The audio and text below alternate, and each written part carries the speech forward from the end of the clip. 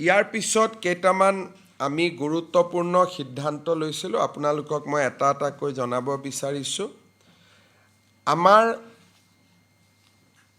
শিক্ষকৰ বদলিৰ ক্ষেত্ৰত যোৱা কেবিনেটত আমি এটা সিদ্ধান্ত লৈছিলোঁ যে মহিলাৰ কাৰণে ইয়াক আমি 10 বছৰৰ জাগাত 5 বছৰ কৰিম। অৰ্থাৎ আগতে এজন শিক্ষক বা শিক্ষয়িত্ৰীয়ে ট্ৰান্সফাৰ ল'বৰ কাৰণে 10 বছৰ কাল অপেক্ষা কৰিব লাগিছিল। এতিয়া আমি শিক্ষয়িত্ৰীৰ ক্ষেত্ৰত ইয়াক 5 বছৰ কৰিলোঁ। কিন্তু বহুত শিক্ষকেও আমাক আপত্তি কৰিছিলে, সেইকাৰণে আমি শিক্ষকৰ ক্ষেত্ৰত ইয়াক 7 বছৰলৈ হ্ৰাস কৰিলোঁ। অৰ্থাৎ এতিয়া শিক্ষয়িত্ৰীয়ে 5 বছৰ কাম কৰাৰ পিছত ট্ৰান্সফাৰৰ বাবে আবেদন কৰিব পাৰিব।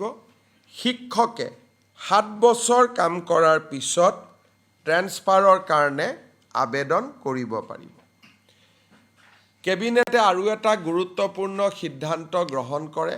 আপোনালোকে জানে যে অসম চৰকাৰৰ এখন জনসংখ্যা নীতি আছে, যাৰ অধীনত দুটাতকৈ যদি কোনো কৰ্মচাৰীৰ সন্তান বেছি হয় বা বৃদ্ধি পায় বা পঞ্চায়ত আদিত যদি দুটাকৈ সন্তান থাকে খেলিব পাৰিব।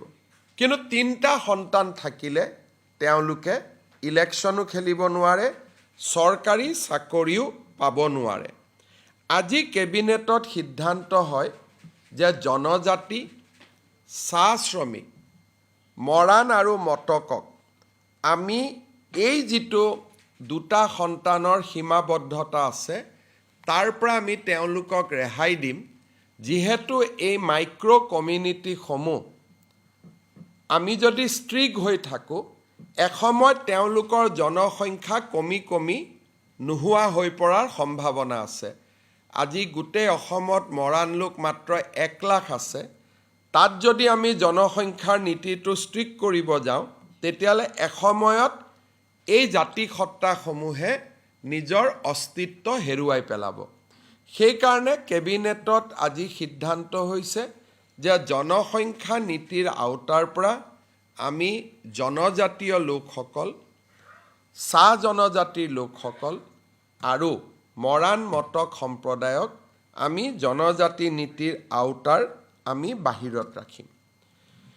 কেবিনেটে আজি চাহ জনগোষ্ঠীৰ লোকসকলক মাটিৰ পট্টা দিয়াৰ বাবে মই মৰিয়নিত যি ঘোষণা কৰিছিলোঁ তাৰ সম্পৰ্কত আজি কেবিনেটত ডিটেইলছ আলোচনা হয়।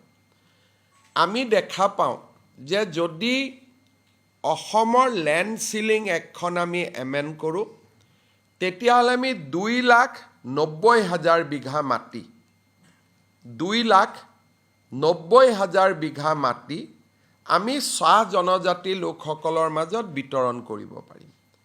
আৰু কিমানে মাটি পাব? প্ৰায় 4 লাখৰ ওচৰ চাহ জনজাতি পৰিয়ালে এই মাটিখিনি পাবলৈ সক্ষম হ'ব।